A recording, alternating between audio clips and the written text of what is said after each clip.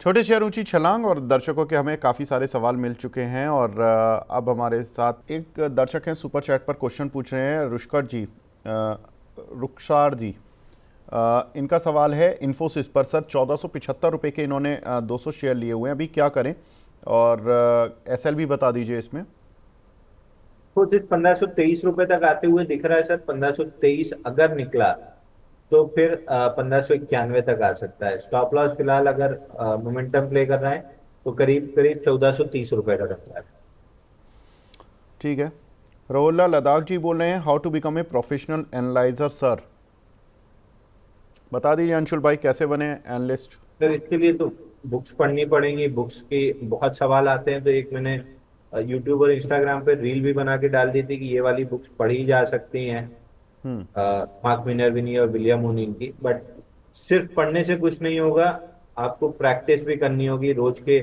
On an average अगर आप beginner हैं तो 500 से 700 चार्ट्स आपको रोज स्कैन करके देखने होंगे कि ब्रेकआउट के पहले किस टाइप के पैटर्न बने थे, और बाइंग क्लाइमेक्स के बाद क्या होता है, बेस फॉर्मेशन कितनी बड़ी होती है। तो ये सारी चीजें आपको क्लियर होना स्टार्ट होगी, बट इनिशियली तो आपको बुक से स्टार्ट करना पड़ेगा। ठीक है। मोहम्मद आरिफ जी का सवाल है सर, पीपीएल ये 224 रुपये के इन्होंने लिए हुए हैं, पीपीएल फार्मा, क्या करें इसमें? पीएल फार्मा पे अगर इन्वेस्टर हैं तो आराम से छोड़ दीजिए, कोई दिक्कत नहीं है, ऑल टाइम हाई बना देगा। शॉर्ट टर्म ट्रेडर हैं तो अभी के लिए पैटर्न नीचे की तरफ इशारा कर रहा है। 207 और 195 की जो सपोर्ट जोन है वो टेस्ट कर सकता है, बट 207 और 252 ये रेंज में बना हुआ है। रेंज के लोअर एंड पे मिलता है तो रेंज प्लेयर बाई करके 252 पे बेच सकते हैं। इन्वेस्टर्स के लिए तो ऑल टाइम हाई का ही टारगेट है। ठीक है। राजू सैन जी पूछे हैं सर, वेस्टर्न करियर 121 रुपये के लिए हुए हैं, क्या करें? Career again IPO, previous IPO stock. आज कुछ स्लो चल रहा है क्या ट्रेडिंग में? चार्ट लेट हो रहा है। ये भी वो क्लासिक स्टॉक है सर। आईपीओ लिस्ट हुआ ऊपर में और पहले ही दिन से सेलिंग आना स्टार्ट हुई। थर्ड फोर्थ डे जाके, सॉरी फिफ्थ डे जाके 4 दिन का बेस टूटा 158 पे। वहीं से आपके इंटरेस्ट से खत्म हो जाना चाहिए था स्टॉक, वहां से गिरते गिरते 70 आया। हल्का सा पुल बैक लेके ऊपर आया, लेकिन स्विंग आई 85-50 क्रॉस नहीं हुआ। जब तक ये 85-50 क्रॉस नहीं करता है डाउन ट्रेंड बना रहेगा। 85-50 जब भी क्रॉस करेगा एक पुल बैक आपको 100 रुपए तक मिल सकती है। ठीक है। साईं प्रवीण जी दोबारा पूछ रहे हैं सर, टाटा कम्युनिकेशन, पहले दूसरा सवाल था उनका, अभी 1341 रुपये का लिया हुआ है इन्होंने, क्या गाइड करेंगे सर इनको?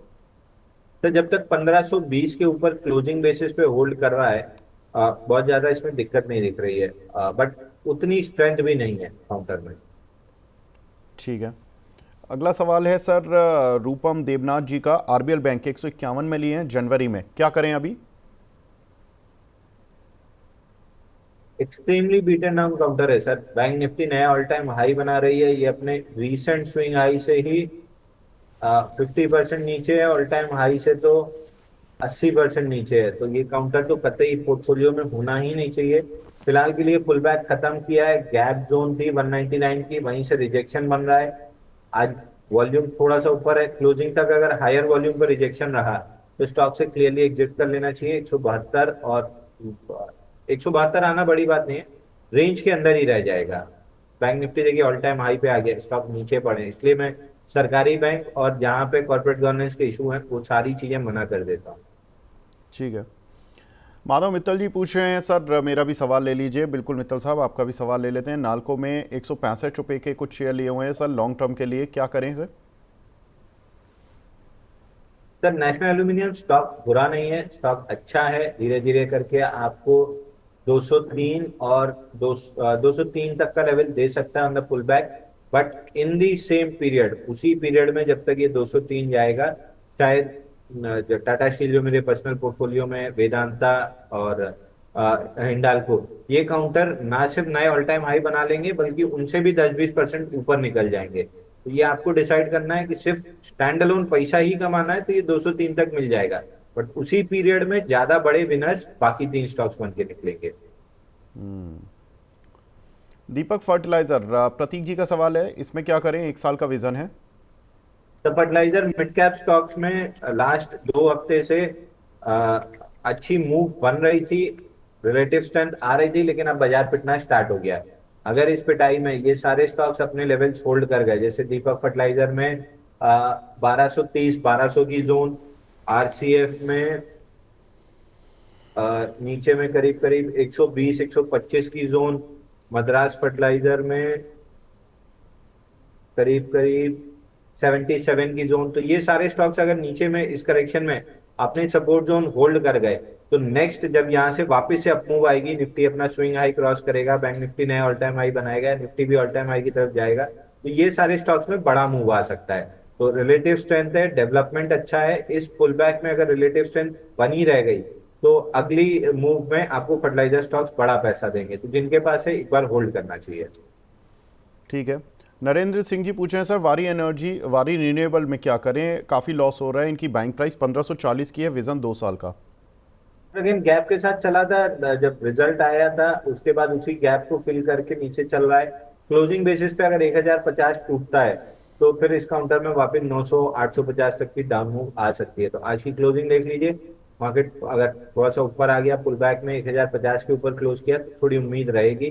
बट अगेन मैं वही चीज रिपीट करूंगा, मार्केट में नीचे से ऑलमोस्ट 10% की रैली, 12% की रैली कर लिया है। अ, एक नीचे से तीसरा हफ्ता है जहाँ पे ये रैली चल रही है निफ्टी पे, और आपकी पूरी निफ्टी पे अपमूव थी 12% की, निफ्टी पे 12% की अपमूव ऑलमोस्ट 2.5 हफ्ते में बहुत बड़ी चीज होती है। ये ऑल टाइम हाई से अभी भी 75% करेक्ट करने के बाद अगर आज का अभी करंट प्राइस भी पकड़े तो 66% नीचे है। Clear under performance, distribution, lack of institution interest दिखता है, तो इन स्टॉक्स में बने ही क्यों रहना है। ठीक है। हजरत अंसारी जी हैं, बोले हैं मैं सऊदी अरब से बोल रहा हूँ। थैंक यू अंसारी जी, आप इतना दूर से हमारे प्रोग्राम को देख रहे हैं, वेरी नाइस। प्रीमियर एनर्जी 852 रुपये के प्राइस के लिए हुए हैं लॉन्ग टर्म के लिए, सर कैसा रहेगा स्टॉक?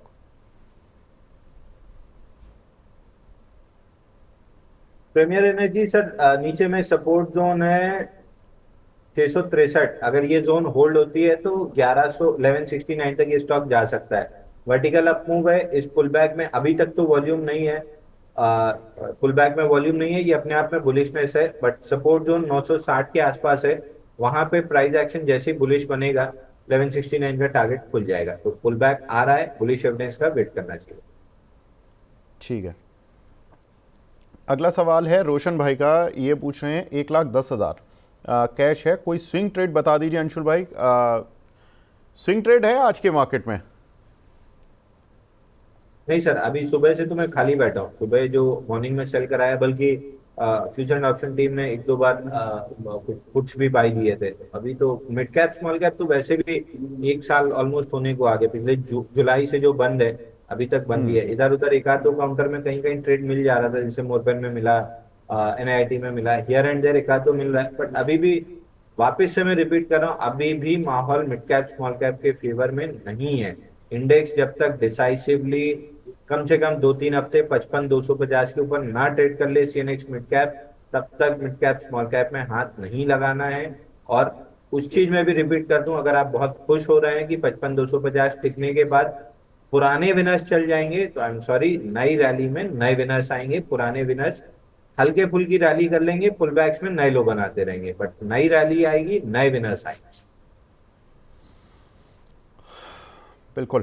तो अंशुल भाई की तरफ से कोई मतलब दया भाव नहीं है, कोई वो वाली पट्टी नहीं है, सेवलॉन फाइनेंशियल नहीं में है जो दया कि भाव नुकसान देता है सर, फाइनेंशियल में दया भाव, जिस पे आप दया दिखाएंगे उसको नुकसान मिलेगा। आप मान के चलिए कि लूजिंग पोजीशन में बार बार कोट करता हूँ कि मेरी लूजिंग पोजीशन थी, अगला निर्दयता से बोल दिया होता काट लो तो मेरा अकाउंट बच जाता, तो मैं इस चीज में कभी कोई दया भाव नहीं। अगर लॉस हो रहा है और स्टॉक नीचे जाते दिख रहा है तो काटना है, पैसा बचाना पहला प्राइमरी आपका टारगेट होना चाहिए। Return of capital, return on capital बाद में देखें, पहले रिटर्न ऑफ कैपिटल लीजिए, कैपिटल बची रहेगी तो जिंदा रहेंगे, मार्केट में पैसा कमा लेंगे। ठीक है। समीर जी पूछ रहे हैं अशोका बिल्डकॉन सर, इसमें क्या करें, 257 से लेके रखा हुआ है, 1500 शेयर है इनके पास। अशोका बिल्डकॉन, सर 205 का टारगेट था, बाउंस बैक में वहीं से फिसल रहा है। अब रिजेक्शन पे थोड़ा सा वॉल्यूम दिख रहा है, तो एक बार लाइक्लीहुड है 180 170 की जोन आ सकती है। वो भी नहीं प्रोटेक्ट हुई तो जो स्विंग लो बना है 163 का वो आ जाएगा। अगेन इसमें भी आप देखिए पूरे ऊपर से 56% पिटा था, पूरी मार्केट में 12% रैली में, स्टॉक में 50% रिट्रेसमेंट भी नहीं आया, वो भी 239 पे 25% ही रिट्रेस किया है फॉल को। तो रिलेटिव वीकनेस बहुत क्लियरली विजिबल है। ठीक है, अब 2,500 से ज़्यादा लोग लाइव देख रहे हैं। आई थिंक ये मेरे शो में तो रिकॉर्ड है, इससे ज़्यादा लाइव 2200 2300 थे। ये सबसे ज़्यादा आज लाइव देख रहे हैं, तो अंशुल भाई का ये प्रेम है, अंशुल भाई को लोग काफ़ी प्रेम करते हैं। अगला सवाल मिला है यहाँ पर HAL में। सर HAL में बता दीजिए क्या करें।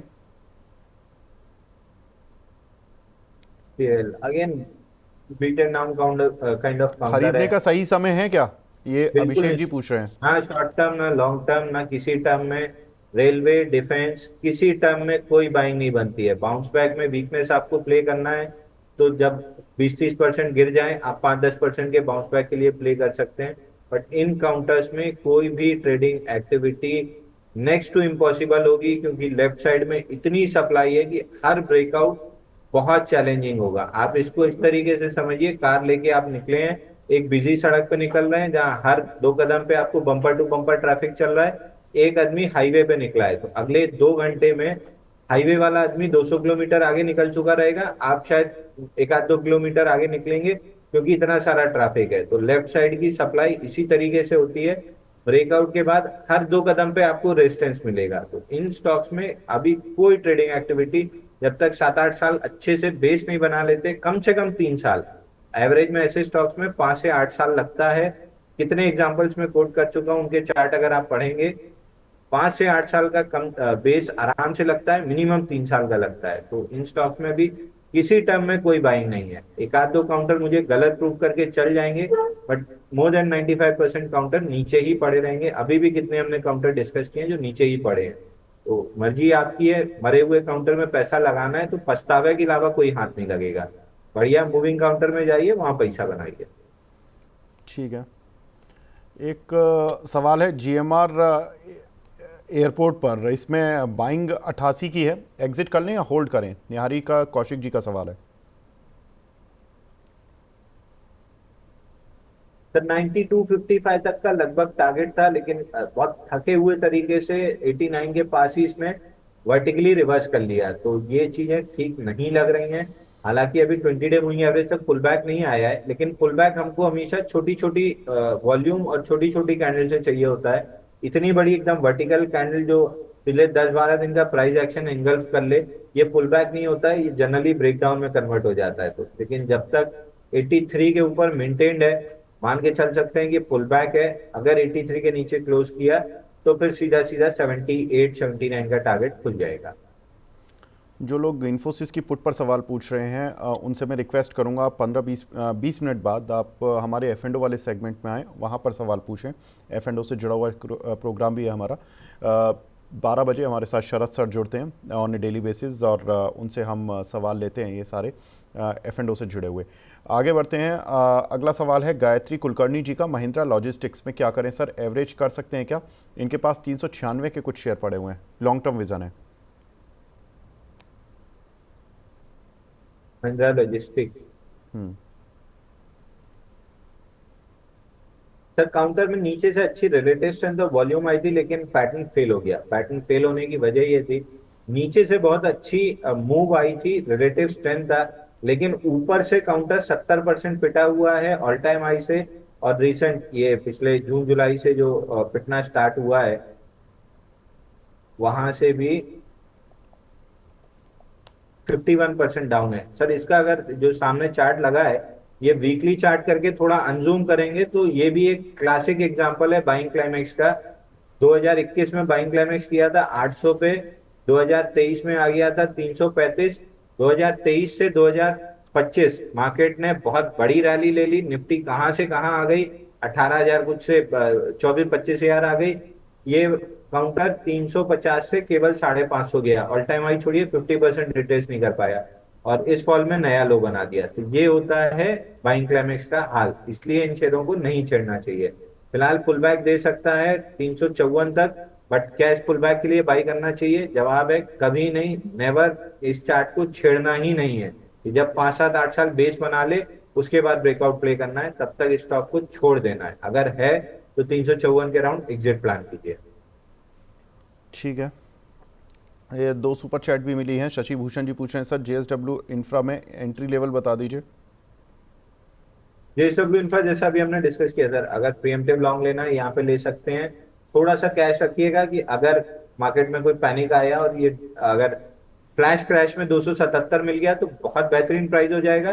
नहीं, अभी भी ये रेट बहुत अच्छा है, तो अगर लेना है तो 75% यहाँ ले लीजिए, 25% एक 275 के लिए रखिए। अगर गलती से मिल गया एकदम फ्लैश क्रैश में तो फटाक से ले लीजिएगा। नेक्स्ट लेग ऑफ रैली में 360 रुपए आराम से क्रॉस कर जाएगा। पहली लेग ऑफ रैली 220 से 330 की बनी है। अब ये सेकेंड लेग ऑफ रैली 276 एक बार टेस्ट कर चुकी है, अगर दूसरी बार टेस्ट करती है तो 276 से 360 का लेवल बनेगा। अगर 276 अब नहीं टेस्ट होता है, यही 295 लो फाइनल रह जाता है, तो यहां से 360 तक की रैली बनेगी। बट इवेंचुअली 360 तक की रैली बनती हुई दिख रही है, जो प्रीवियस ऑल टाइम हाई है। ठीक है। गोविंदा अलवानी जी का सवाल है डी लिंक पर सर 470 की प्राइस के लिए हुए हैं, एवरेज कर सकते हैं क्या? डीलिंग भी extremely beaten down, buying climax और सेलिंग वाला काउंटर है। वीक पुल बैक थी, हालांकि इस वीक पुल बैक में भी 497 जाना चाहिए था, वो भी अचीव नहीं हुआ है। ऑन द डाउन साइड अब 330 430 435 मेजर सपोर्ट है। अगर 430 निकल गया तो जो स्विंग लो है 352 वो अंडर थ्रेट होगा, उसके नीचे भी काउंटर आ सकता है। तो 430 ये आपकी लाइन इन द सैंड है, इसके नीचे क्लोज करे वीकली बेसिस पे तो क्लियर कट स्टॉक से एग्जिट कर लेना चाहिए। ठीक है।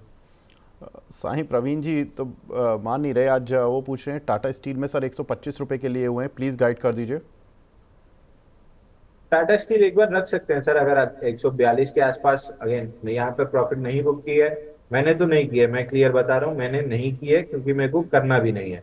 मैं 152 के लिए बैठा हूँ क्योंकि आज की सेलिंग में भी मार्केट का प्रेशर है जिसकी वजह से आया है। दूसरी चीज, पूरी सेलिंग में 42 मिलियन का एवरेज वॉल्यूम होता है, अभी तक 23 मिलियन का वॉल्यूम है। अगर इतनी बड़ी गिरावट सस्टेन करनी होती तो अभी एवरेज वॉल्यूम पार कर गया होता। मैंने नहीं की है, मैं 152 के लिए बैठा हूँ। आपको मैं बाई सेल इसलिए नहीं रिकमेंड कर पाऊंगा क्योंकि मेरे पर्सनल पोर्टफोलियो में जब अलाउ नहीं करती है बाई सेल रिकमेंड करना। मैं 152 के लिए बैठा हूं, मैं क्या कर रहा हूं वो बता सकता हूं आपको।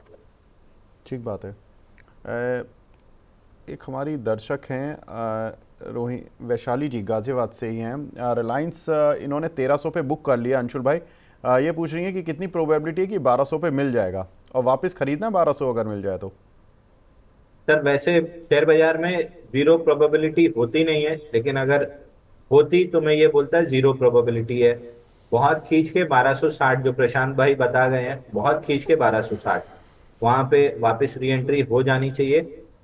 अब अठन्नी चवन्नी के चक्कर में मत फंसिए क्योंकि रिलायंस में बड़ा बेस बन रहा है, उसमें 2 बार फेल्ड लो बन चुका है। जब भी ये काउंटर 1328 1330 की रेंज तोड़ेगा, सीधा सीधा 200 पॉइंट तक कोई भी रेजिस्टेंस नहीं है।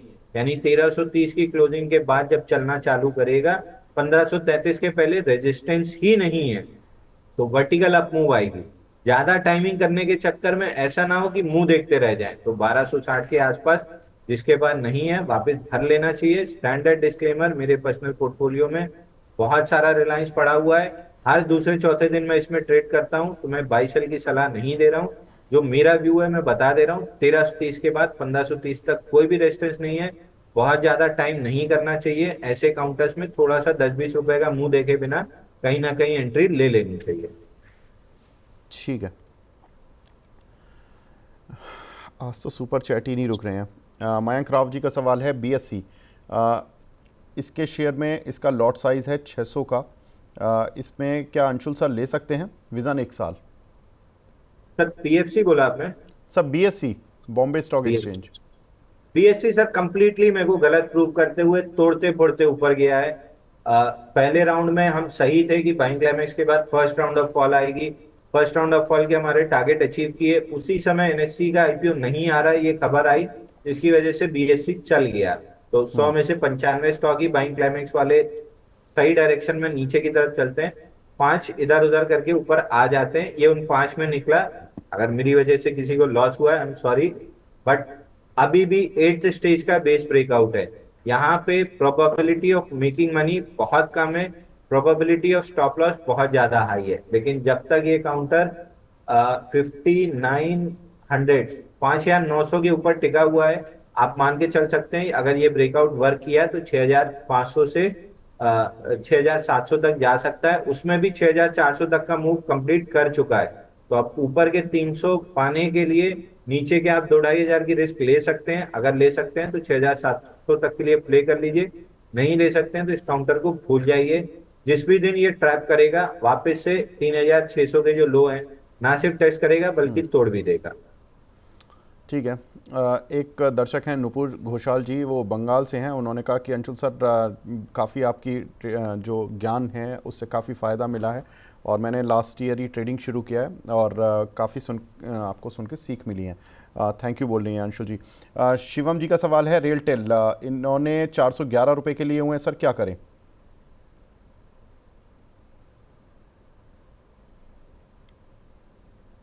तो कहीं से आते हुए नहीं दिख रहा सर। मार्केट इतना बढ़िया रिकवरी ले ली, ये स्टॉक अभी भी अपने लोज के पास ही पड़ा हुआ है। 229.50 मेजर सपोर्ट है, क्योंकि बाइंग क्लाइमेक्स के बाद जब हमने गिरावट खत्म की थी, यही था जहां स्ट्रक्चर चेंज हुआ था।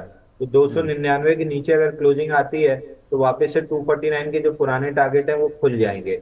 249 आए या ना आए, बहुत बड़ी कोई आपको तेजी नहीं मिल जाएगी इस काउंटर में। बहुत रोध होके खींचेगा तो 332 खींच सकता है, बट बहुत कोई आपको बड़ा पैसा नहीं बनेगा। निकल के किसी मोमेंटम काउंटर में शिफ्ट कर लेना चाहिए।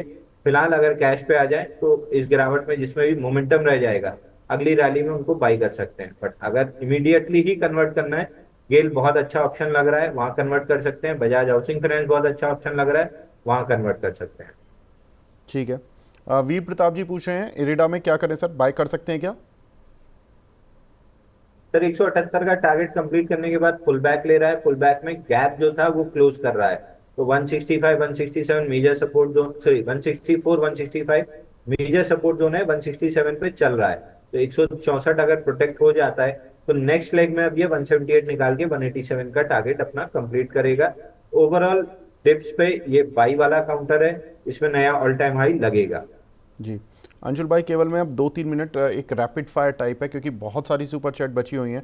अंकित सिंह जी का सवाल, सियाराम सिल्क 767 का एवरेज है, क्या करें? Bearish flag kind of pattern है, बहुत अच्छा पैटर्न नहीं है। अगर आपके पास होल्डिंग में है स्टॉक तो एक बार निकल जाइए। नीचे में कहीं भी आपको मिल सकता है 628 के आसपास, बट मुझे अगर खरीदना होगा सियाराम सिल्क, मैं 821 निकलने के बाद ही खरीदूंगा, जब पूरी तरीके से स्ट्रक्चर बुलिश हो जाएगा। फिलहाल बेरिश स्ट्रक्चर है। ठीक।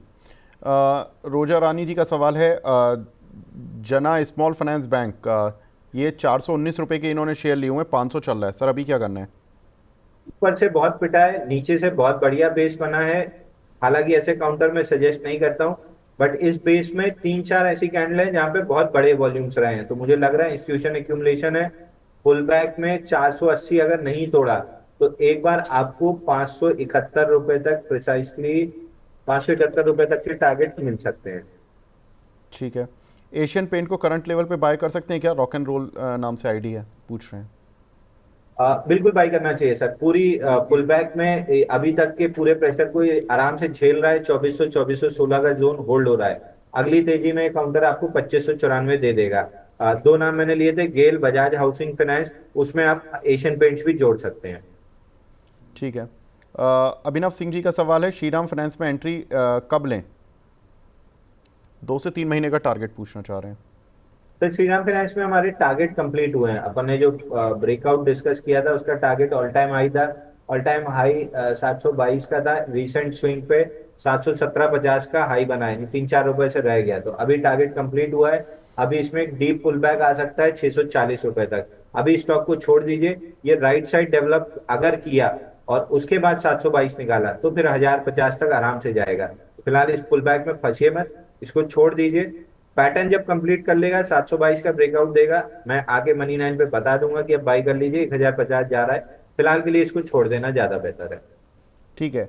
अंशुल भाई, एक दर्शक पूछ रहे हैं, आपने SBFC किसी आर्टिकल में रिकमेंड किया था क्या? सर एचबीएफसी हमने अपने क्लाइंट्स को बाय रिकमेंड किया था। श्री वराई जो ट्रेडिंग ऐप है हमारा, उस पे हम कॉल्स देते हैं, उस पे रिकमेंड किया था। टारगेट कंप्लीट हो गया था। एचबीएफसी कब दिया था बताना।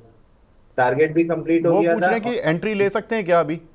नहीं नहीं सर, अभी तो एक स्ट्रेट अवे मूव है। आज मिड कैप स्मॉल कैप कमजोर हो रहे हैं, फिलहाल के लिए अवॉइड करना चाहिए। ये स्मॉल कैप कैटेगरी में फॉल करता है, अवॉइड करना चाहिए। लेकिन ये आपकी वॉच लिस्ट में होना चाहिए। मैं रीजन उसका बता दे रहा हूँ। 11,000 करोड़ का मार्केट कैप है और केवल 2,000 करोड़ की 1,892 करोड़ की फ्री फ्लोट है। यानी मेजॉरिटी हिस्सा जो है प्रमोटर या एफआईआई इनके पास है। फ्री फ्लोट बहुत कम है। तो इस स्टॉक में बड़े मूव बनेंगे जब भी ये अपना एक अच्छा पैटर्न बनाएगा, उससे ब्रेकआउट देगा तो बड़े मूव्स देगा। फिलहाल पहला मूव खत्म हुआ है तो वापस से पैटर्न बनाएगा, तो वॉच लिस्ट में होना चाहिए, बट इमीडिएट एंट्री नहीं। ठीक है। विवेक रेड्डी जी पूछ रहे हैं, एक दो दर्शकों के सवाल IOC, HPCL, BPCL पे हैं। मैं बस 1 मिनट में अब इन्हीं सारे स्टॉक्स पे चर्चा करने वाला हूँ। काफ़ी देर से मैंने होल्ड किया हुआ है इन सवालों को। L&T फाइनेंस, इन्होंने 180 के लिए हुए हैं, अभी 172 आ गया है। पूछ रहे हैं कि और शेयर ले लें क्या? विवेक रेड्डी जी पूछ रहे हैं सर। Doctor Reddy sir. नहीं, L&T finance. Twenty finance, sorry sir. Investor हैं तो डिप पे 150 154 के आसपास बाई करना चाहिए। ट्रेडर हैं तो अभी पहला लेग खत्म हुआ है, नया पैटर्न बनने दीजिए, उसके बाद देखेंगे।